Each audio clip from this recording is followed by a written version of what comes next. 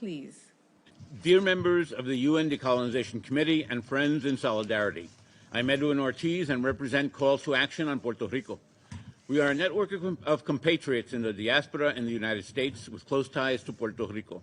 We support groups such as La Ruta de la Verdad and Jornada Se Acabaron las Promesas, and join them in carrying out political and educational action work.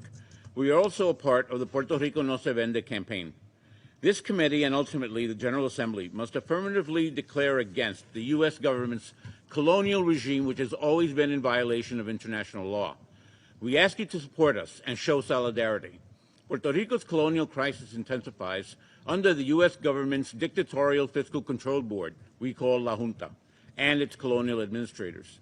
We join with Jornada Se Acabaron las Promesas in their efforts to fight La Junta's continued closures of schools and hospitals, changes in labor and environmental laws, and privatization of its most important resources.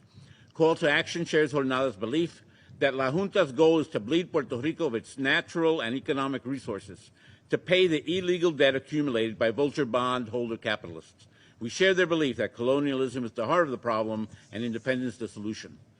We also stand with La Ruta de la Verdad, a grassroots group of energy workers and activists who defend Puerto Rico's right to public, accessible, and renewable sources of energy.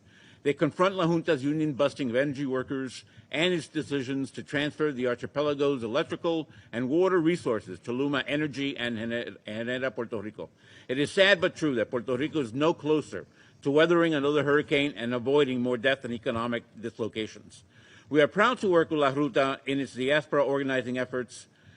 Sadly, in La Ruta and allies had to condemn and confront the National Puerto Rican Day Parade organization for honoring the chief executive Generas Puerto Rico.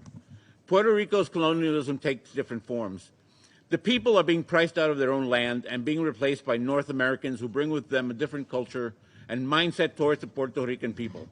Another tactic is the recruitment and formation of U.S.-based and funded non-governmental organizations seeking to perform government functions, essentially privatizing public services, maintaining economic dependency on private interests and foundations.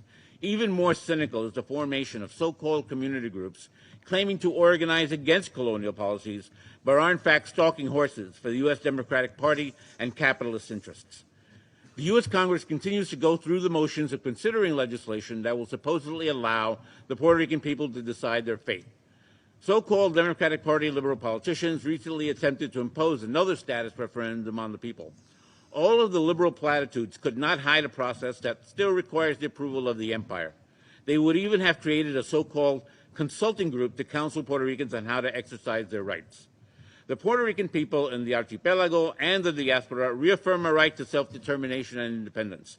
We demand the immediate and unconditional transfer of all sovereign powers to the people, powers that have been illegally appropriated. Long live a free Puerto Rico. Que viva Puerto Rico libre, pa'lante.